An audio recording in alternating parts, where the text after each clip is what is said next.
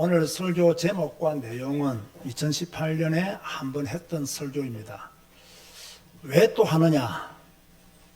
레위기를 이해하는데 핵심 내용이기 때문입니다. 우리는 지금 레위기를 읽고 있지요. 여러분 이해가 되고 잘 깨달아지고 있습니까? 우리 한국교회 성도들은 딱 성경 읽기를 결단했다가 창세기는 잘 읽습니다. 출애굽기도 어느 정도는 읽어나갑니다. 그러다가 레위기에 들었으면 축 사망을 합니다. 그때부터 성경을 읽지 않지요. 그만큼 이해가 잘 안 되고 어렵다는 이야기입니다. 제가 항상 말하잖아요. 이해가 안 되고 어려우면 그냥 읽고 지나가라. 그냥 읽고 지나가는 것이 몇 년에 걸쳐서 계속되어지면 어느 날 하나님이 우리에게 은혜를 주시고 어느 날 하나님이 그 말씀을 깨닫도록 인도하신다. 그래서 어려우면 어려운 대로, 이해가 안 되면 이해가 안 되는 대로 읽어나가는 그런 습관들을, 그런 훈련들을 해야 되는 거죠. 레위기를 이해하기 위해서는 먼저 출애굽기와 레위기의 연관성을 알아야 합니다. 레위기의 시작은 출애굽기 마지막과 연결되어 있어요. 그래서 출애굽기 마지막이 무엇이냐를 알아야 또 레위기의 시작을 알 수가 있는 거예요. 여러분, 출애굽기 마지막 장에 무슨 내용이 기록되어 있습니까? 성막 봉헌식이 기록되어 있는 장이 출애굽기 40장입니다. 그래서 출애굽기 40장 34절에 보면 구름이 회막에 덮이고 여호와의 영광이 성막에 충만하매라고 기록하고 있죠. 그래서 레위기는 이렇게 여호와의 영광이 충만한 성막에서 하나님이 모세를 부르시고 주신 말씀이 레위기 말씀입니다. 자, 이거 이해하셔야 됩니다. 출애굽기 마지막 장은 무엇이 기록되어 있는 장이라고요? 성막 봉헌식이 기록되어 있다. 이 성막이 봉헌될 때에 여호와의 영광이 그 성막에 충만했다.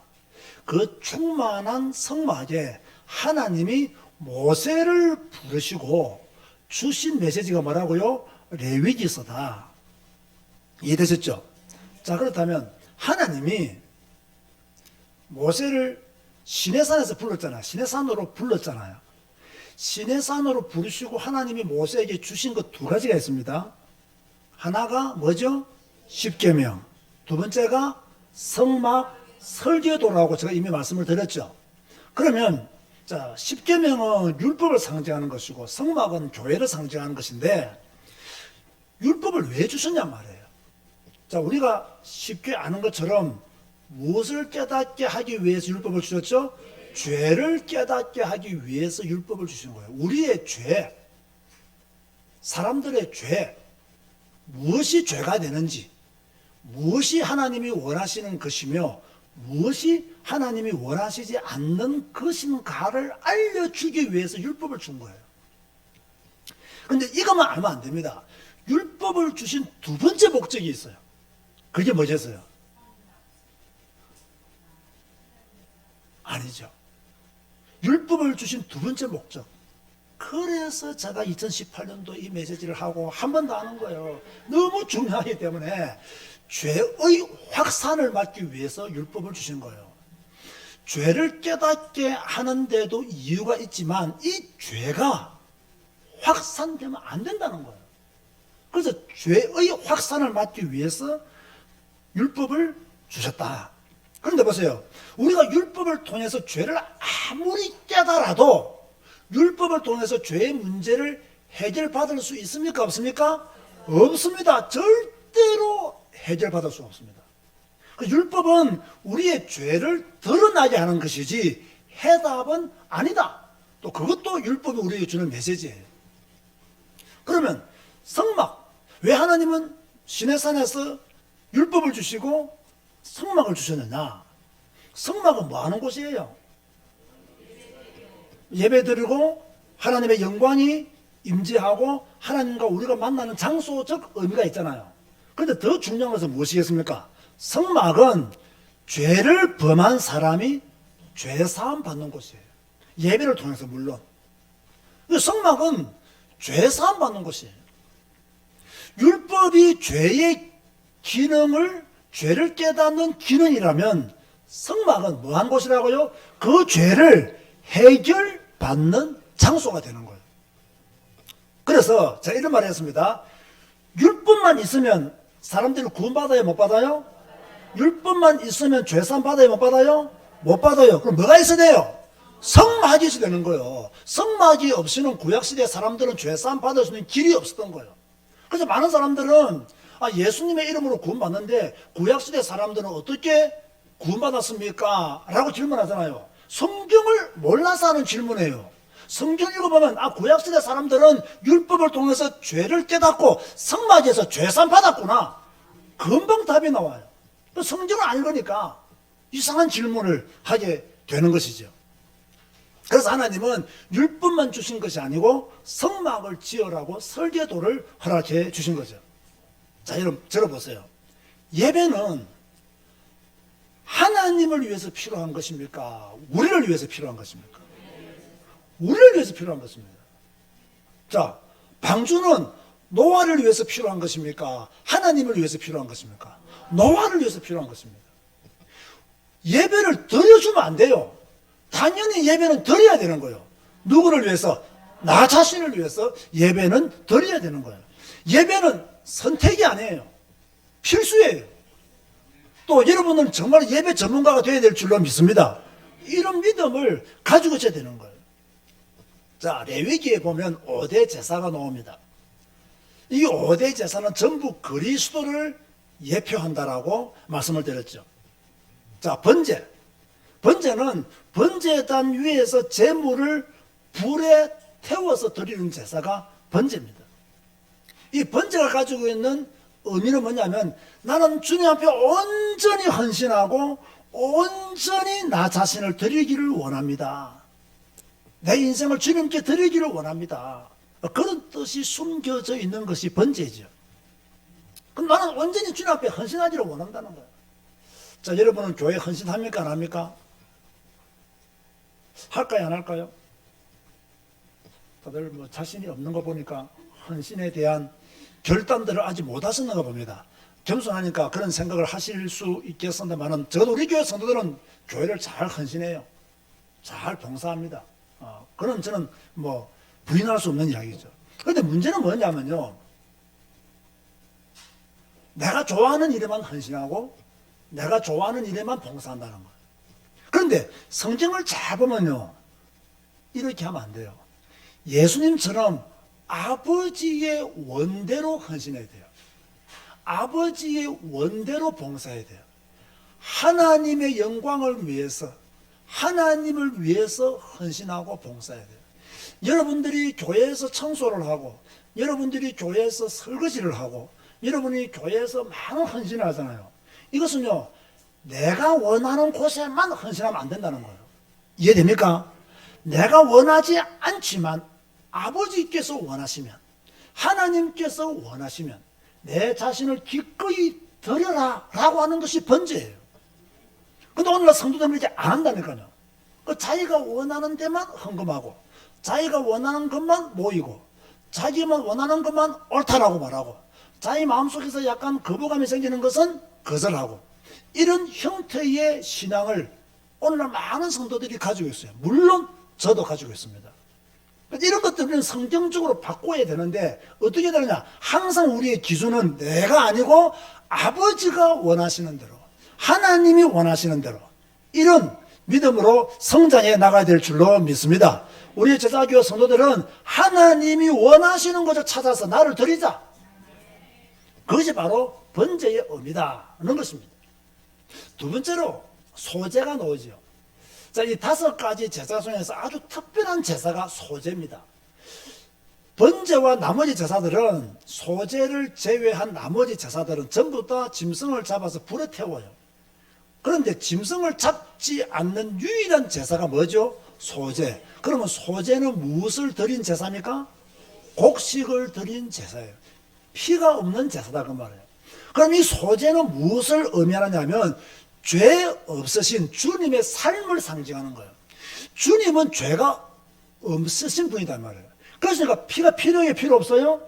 피가 없는 거예요. 왜? 피가 왜 필요 없느냐? 주님은 죄가 없는 분이기 때문에 피가 필요 없는 거예요.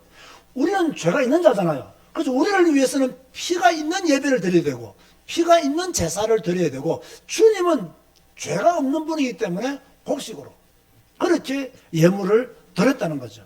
이 말은 무슨 말이냐면 오늘날 성도들은 어떤 삶을 살아야 되느냐?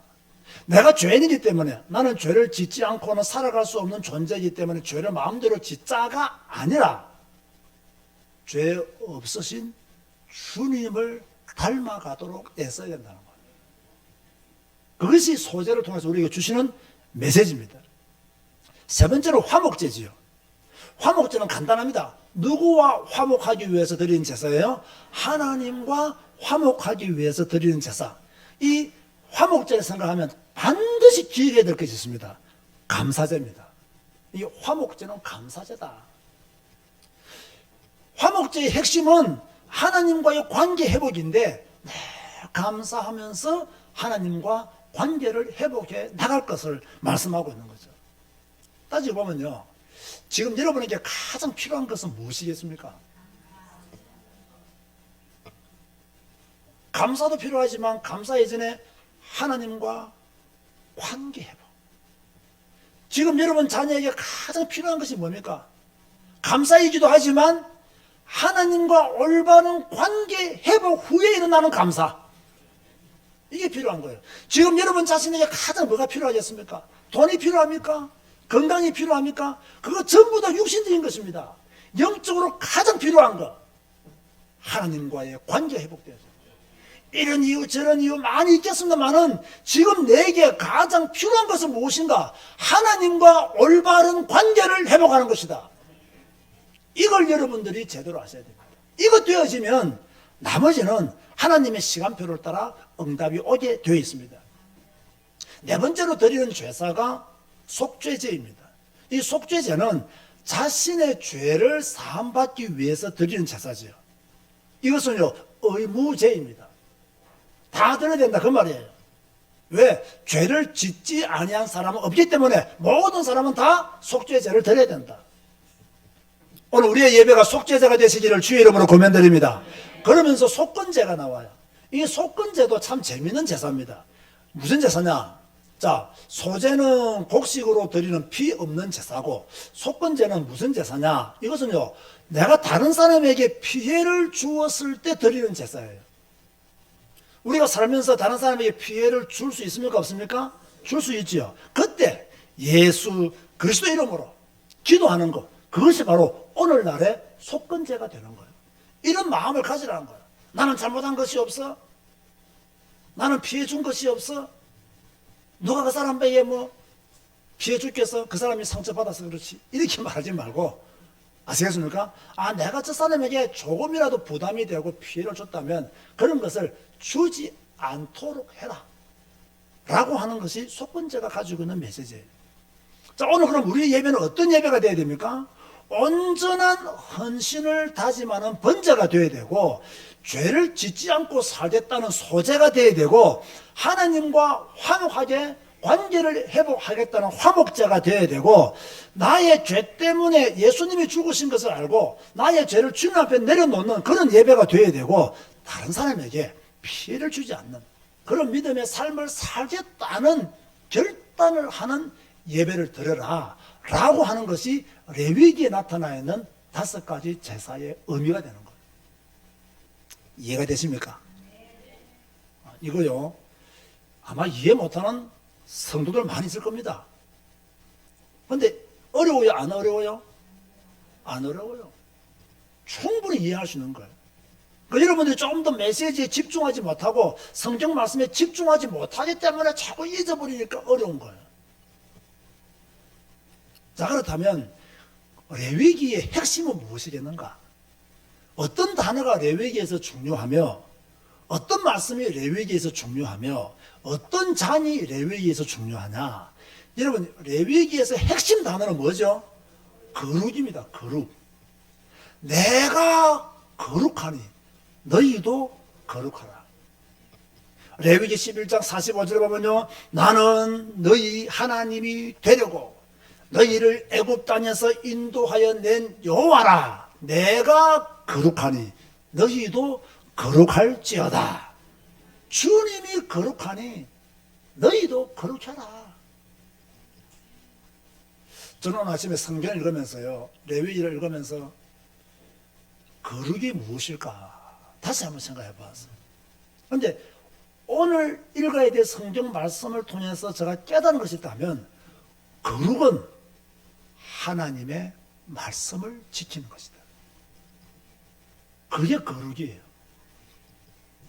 내가 할 수 있는 최고의 거룩은 이렇게 막 경건한 척하고 품이 있는 척하고 이게 아니라 하나님의 말씀을 지키는 것.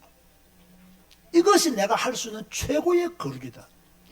윤리를 통해 내가 거룩해지는 것이 아니라 하나님의 말씀을 통해서 거룩해진다는 거예요. 사랑하는 성도 여러분, 하나님의 말씀을 지킴으로 거룩해지시기를 바랍니다. 거룩은요, 하나님의 말씀을 지키는 데서 시작되는 거예요. 자, 그렇다면 레위기의 핵심 성경 구조는 무엇이냐? 세 군데가 있는데 오늘 우리가 본문으로 읽었죠. 레위기 16장 15절에 보니까 또 백성을 위한 속죄제 염소를 잡아 그 피를 가지고 휘장 안에 들어가서 그 수송아지 피로 행함 같이 그 피로 행하여 속죄소 위와 속죄소 앞에 뿌릴지니. 무엇을 뿌리라고요? 피를 뿌리라. 레위기 17장 11절에도 육체의 생명은 뭐에 있다? 피에 있습니다. 내가 이 피를 너희에게 주어 제단에 뿌려 너희의 생명을 위하여 속죄하게 하였나니 생명이 피에 있으므로 피가 무엇을 속하느니라? 죄를 속하느니라. 아멘 하시기 바랍니다. 레위기 20장 7절에서 8절은 너희는 스스로 깨끗하게 하여 거룩할지어다. 나는 너희 하나님 여호와이니라. 너희는 내 규례를 지켜 행하라. 나는 너희를 거룩하게 하는 여호와이니라.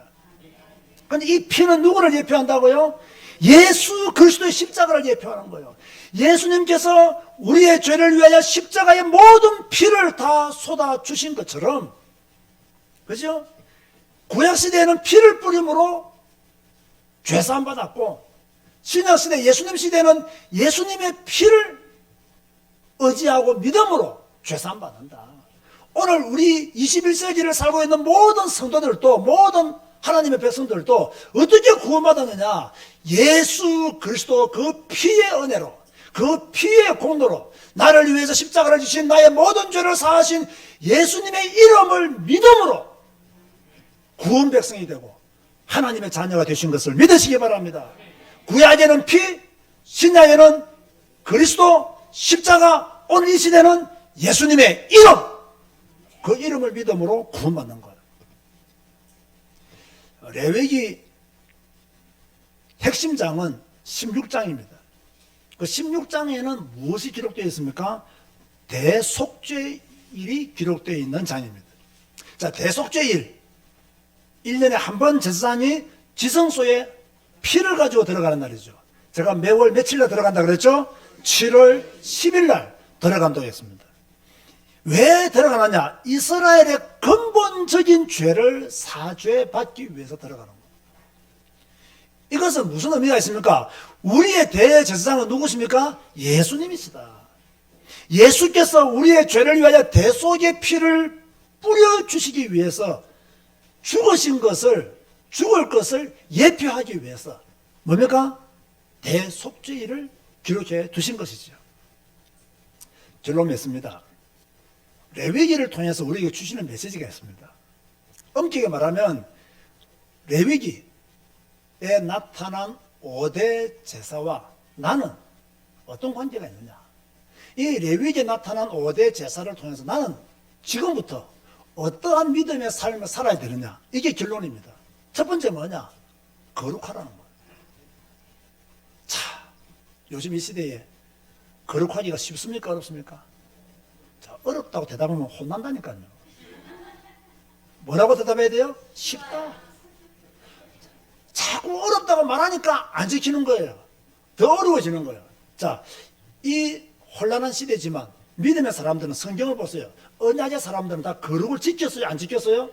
그럼 우리도 지켜야 돼요? 안 지켜야 돼요? 지켜야 돼요. 근데 오늘날 성도들이 뭐라고 말합니까? 거룩하기가 얼마나 어려운 줄 아십니까, 목사님? 목사님은 세상을 몰라서 그래요. 맨날 하는 이야기가 목사님은 세상을 몰라서 하는 이야기라고. 목사님은 우리같이 치열한 직장에서, 치열한 세상에서 안 살기 때문에 그래요. 솔직히요, 사탄이 여러분에게 많이 덤벼들렸어요. 나한테 더 많이 덤벼들렸어요. 거꾸로 한번 생각해 보라고요. 이 치열한 이 현장에서 우리는 더 치열하게 하나님의 거룩을 보존하려고 애써야 돼요. 율법을 통해서 우리가 거룩해질 수 없기 때문에, 그리스도의 피를 통해서 거룩해지기 때문에 하나님은 레위기를 통해서 피를 뿌릴 것을 말씀하셨고, 그 피의 주인공은 예수 그리스도라고 성경을 통해서 말씀하셨고, 그것을 믿는 너희는 거룩한 삶을 살아야 된다고 말씀하고 있는 거예요. 여러분, 세상에서 왕따 당할 각오하시기 바랍니다. 너무 여러분이 세상에 깊숙이 들어가니까 지금 거룩하게 못 사는 거예요. 나는 세상으로부터 왕따 당하겠다, 이런 믿음을 가져야 됩니다. 그렇다고 해서 여러분이 왕따 시키라는 말은 아니에요. 여러분들은 최소한 품위 있게 살아야 돼요. 그러나 품위 있게 믿음의 삶을 살지만 그들의 속성대로 내가 살아가지 않는다고 그들이 나를 왕따시키면 나는 기꺼이 왕따 당하겠다, 이런 생각들을 가져야 돼요. 그렇지 않으면 안 됩니다. 저도 요즘요, 철저하게 왕따 당하고 싶은 생각을 가지고 있어요. 철저하게 왕따 당해야 내가 주님 앞에 설 수 있겠구나. 내가 왕따 당하지 아니하면 사람 눈치 보고 이거 걸리고 저거 걸려서 하나님의 의를 행할 수가 없겠구나. 제가 지금 심각한 고민을 하고 있다는 거예요. 하나님은 왜 우리에게 거룩하라고 했을까? 거룩할 때, 우리가 예수님의 이름을 붙잡고 있을 때 하나님과의 관계가 지속되기 때문입니다. 우리가 거룩하지 아니하면, 우리가 예수 이름을 붙잡고 있지 아니하면, 우리가 오직 예수가 안 되어지면 하나님과의 관계가 끊어진다는 거예요. 왜 오늘 많은 사람들이 교회를 다니다가 교회를 그만둡니까? 왜 신앙생활을 그만두며 교회를 떠납니까? 오직 예수, 이걸 붙잡고 있지를 못하는 거예요. 어렵고 힘들더라도 오직 예수를 붙잡고 있어야 돼요. 내 삶이 고난 가운데 있을 때 특별히 오직 예수를 붙잡고 있어야 돼요. 많은 사람이 나를 비난할 때 오직 예수를 붙잡고 있어야 돼요. 이걸 못 붙잡고 있으니까 세상 속으로, 그죠? 흘러가 버리는 거예요. 그래서 레위기 18장 3절과 4절 이렇게 말씀하고 있어요. 너희는 너희가 거주하던 애굽 땅의 풍속을 따르지 말며 너희가 거주하던 애굽 땅의 풍속을 따르지 마라. 내가 너희를 인도할 가나안 땅의 풍속과 규례도 행하지 마라. 잘 보세요. 너희들이 애굽에서 살았지, 그 애굽의 풍속을 너희들은 알고 있지, 그 풍속 따르지 마라. 앞으로 너희들이 가나안 땅에 들어갈 것이다. 가나안 땅의 풍속도 따르지 마라. 그럼 어떻게 하는 말입니까? 내 법도를 지키라. 나의 규례를 지켜라. 그것을 행하라. 왜? 나는 너희의 하나님이다. 여러분, 세상이 우리 하나님이 아니에요. 세상의 문화가 우리의 하나님이 아니에요. 세상의 것들이 나의 하나님이 아니에요. 우리의 하나님은 창조자 하나님이에요. 전능하신 하나님이에요. 여러분, 이거 분명하게 하시기 바랍니다. 그래야 하나님을 온전히 신뢰할 수가 있는 거예요. 예배를 통해서 우리는 계속 하나님을 만나고 하나님을 누려야 돼요. 이것이 성막의 핵심이요, 거룩을 유지하는 길이다. 사랑하는 성도 여러분, 예배가 희미해지고 있는 시대입니다. 많은 성도들이 예배에 대한 집중력이 떨어지고 있습니다. 세상이 화려하고 세상에서 온갖 즐거움들을 누리려고 하는 그런 시대에 우리는 지금 살고 있습니다. 우리 마음속에는 하나님을 사랑하지만, 복음을 위해서 살고 싶지만 복음을 위해서 살지 못하도록 반대하는 요소들이 구석구석에 더 시대에서 우리를 잡아매고 있습니다. 이럴 때일수록 오직 예수, 오직 성경에 집중하여서 하나님이 원하시는 길들을 조심스럽게 한 발 한 발 걸어가는 그리스도의 사람 되시기를 주님의 이름으로 축원드립니다. 기도하시겠습니다. 주님 감사합니다. 오늘 레위기와 5대 제사를 통해서 하나님의 음성을 듣게 하시니 감사합니다. 주 여호와여, 우리가 더 거룩해지게 하여 주옵소서. 주여, 오직 예수, 오직 그리스도 놓치지 않도록 하시고 일평생 예배를 통해서 하나님의 거룩을 누려나갈 수 있도록 축복하여 주옵소서. 예수님의 이름으로 기도드리옵나이다. 아멘.